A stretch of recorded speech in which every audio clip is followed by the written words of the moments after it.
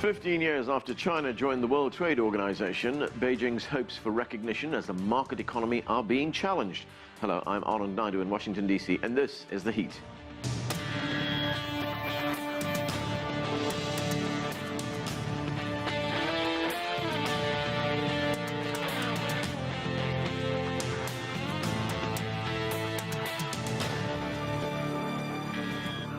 When China joined the World Trade Organization in December of 2001, it agreed to let member states treat it as a non-market economy for 15 years.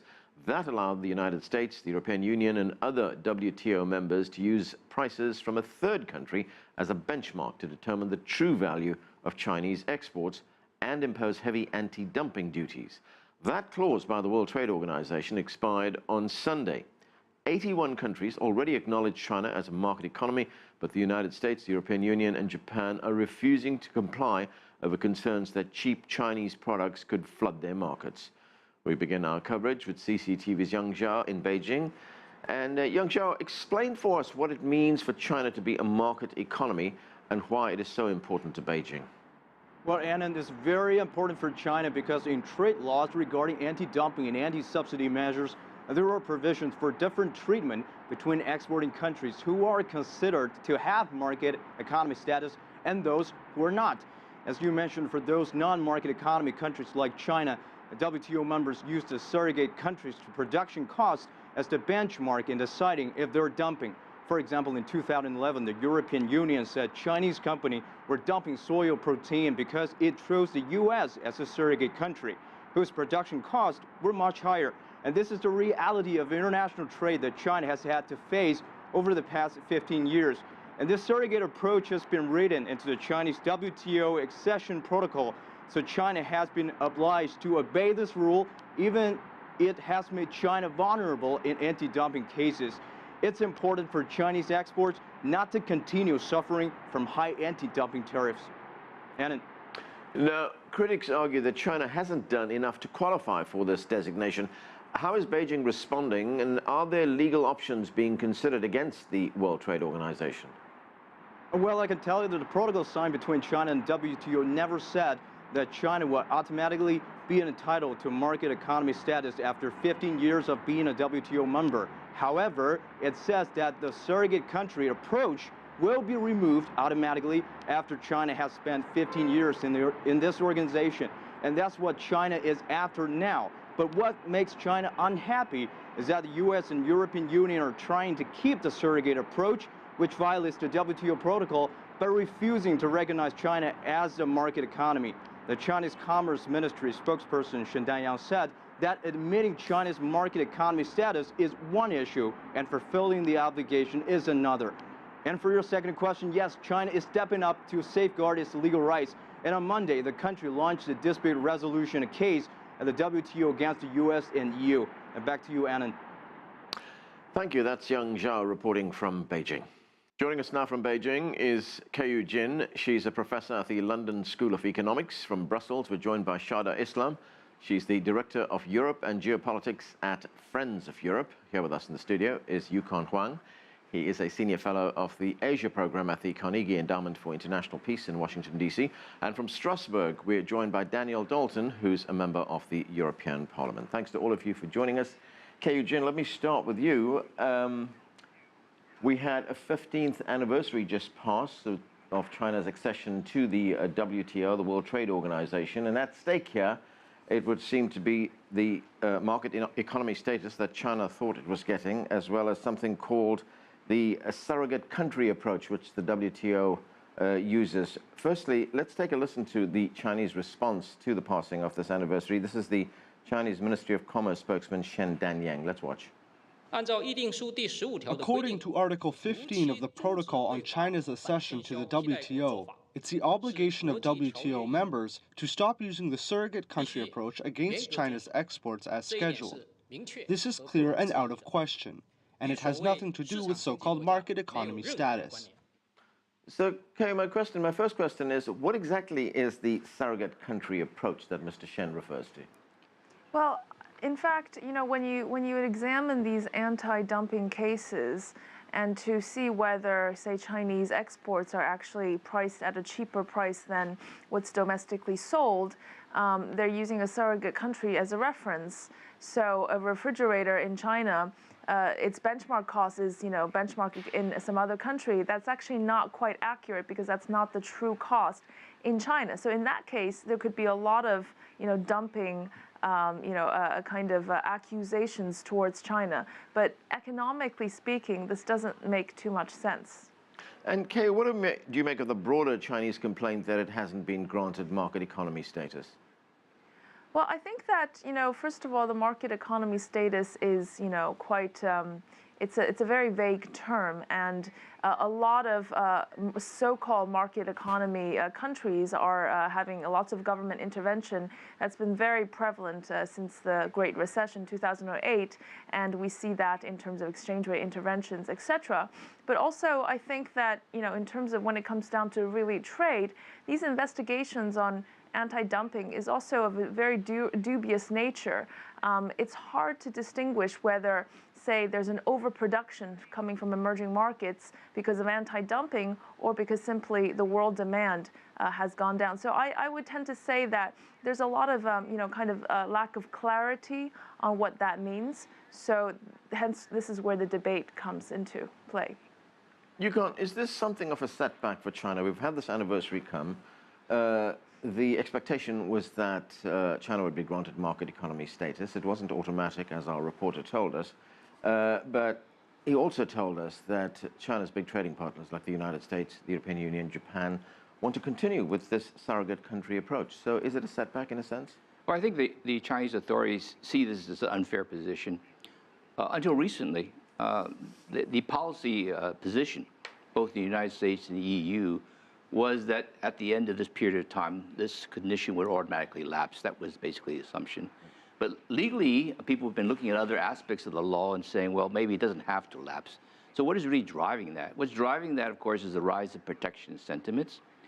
Trade flows are declining. There's employment concerns in the West. Wages are stagnant.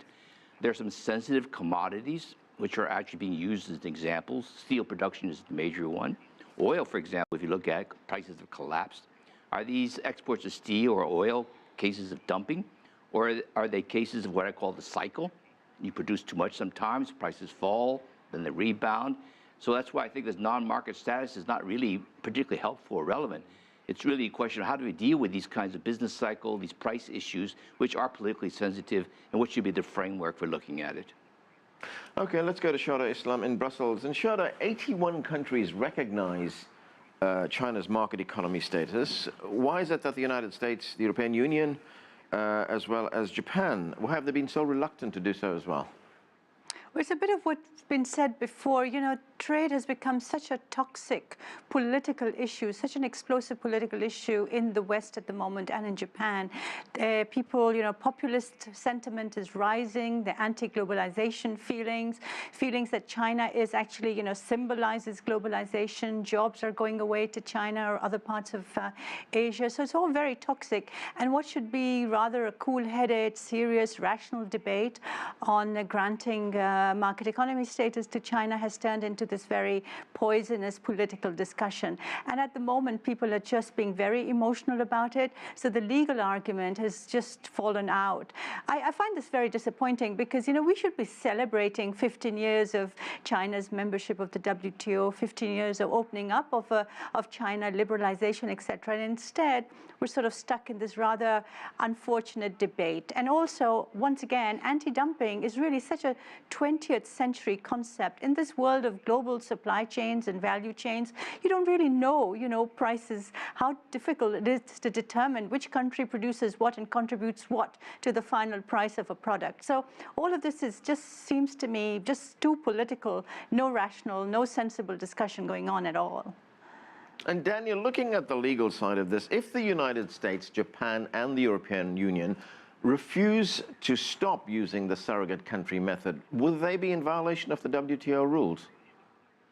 Well, that's a concern, yeah. And I mean, from our point of view, it's very important that the EU and the UK both stay within its WTO commitments. And certainly from our perspective, bringing China into the WTO in 2001 was a recognition from China that it would play by the Western global trading system. And I think it's very important from the EU, the US and Japan's point of view that we make sure that we stick to our commitments to the WTO, just as China also needs to and give us the data that it sometimes doesn't give on the domestic prices, because without full knowledge of what the domestic price is, sometimes it's difficult to actually judge what is dumping and what isn't. So you would be in favor of granting market economy status to China? Personally, I would, yes, but that's because I represent a constituency in the UK that has a trade surplus with China. We sell more to China than China sells to us. So it's in certainly my domestic interest to make sure that we have very smooth relations with China. And also in the global sense, as I said, China has agreed to play by the Western trading system and by the rules of the Western system. And that's very important. And we need to make sure China is fully engaged in the global trading system as it is at the moment.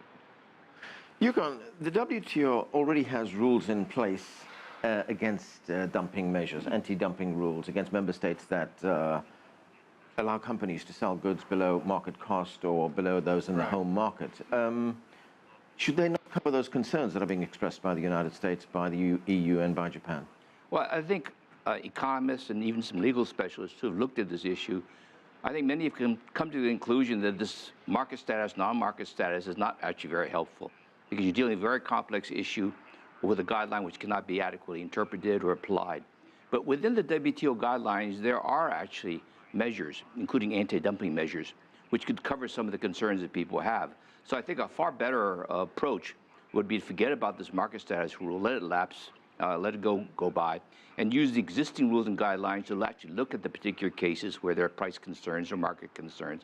And I think that would be far more productive. I think over time, there also needs to be a broader agreement about exactly what are the objectives and how do you actually deal with these issues.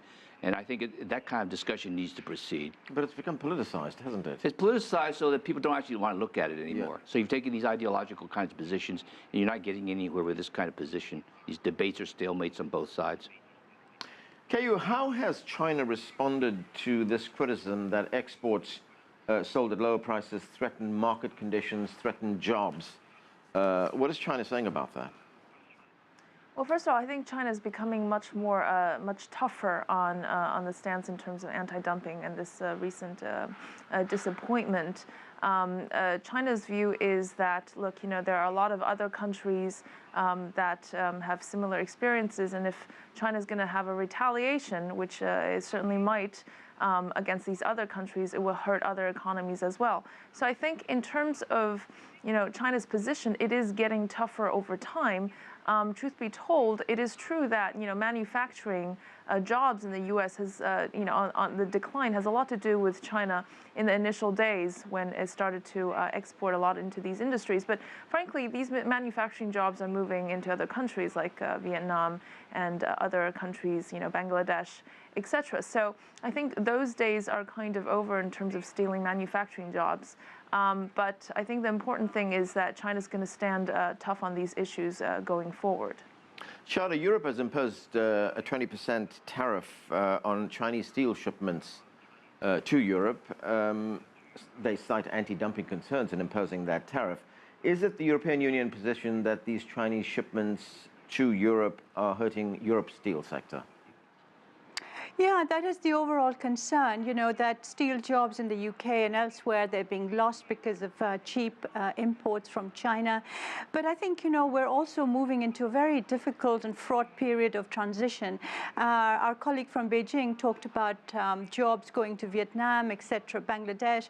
But, there's an overall issue of automation coming in as well. So we're going to see a lot of unemployment in the traditional manufacturing sectors in the West. And the Western powers, Europe and the US, are just not prepared for that. There's been no diversification, training, vocational training, finding new jobs for people. So I think, frankly, we're going towards a very fraught period in world trade, just because we're thinking very much in transactional terms. It's very mercantile. And the overall WTO system, the World Trade Organization system, is in trouble because people are just not playing by the rules. And I think it's going to be very, very difficult. So yes, I mean, Europeans are blaming China for job losses in the steel sector. It's been the same thing for other sectors as well. There's a joint group between the EU and China that's talking about the global oversupply issues. I hope we can find a way out of it because, you know, trade liberalization has been the motor for economic growth, and it's slowing down. If we have more restrictions and less liberalization on the world scene, we're going to go into a very difficult economic period for the world, not just for China and Europe. Daniel, the General Secretary of the European Trade Union Industrial, Luc Triangle, says that China should be treated as a special case. Let's take a listen to what he said.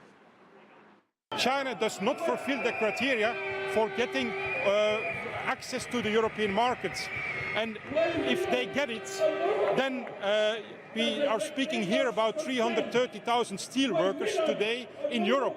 Well, we cannot compete with unfair competition and with unfair imports. So all these 330,000 jobs are at stake if we don't take the right measures. So, Daniel, is this debate about market economy status being politicized to essentially protect European jobs? Well, I think it's certainly been over-dramatised quite a lot. I mean, the sort of key thing with market economy status is it doesn't stop the European Union imposing anti-dumping tariffs. They can still impose anti-dumping tariffs just within the WTO criteria. But there is a general problem, as has been explained before, that manufacturing sectors in Europe and in the West in general are under pressure. And particularly in the UK, we see that. And certainly even in the UK, there's real concern about Chinese steel coming into the market. So the market economy status is a bit of a proxy for a bigger discussion that's going on at the moment about whether trade liberalisation between the West and China is a good thing or isn't a good thing.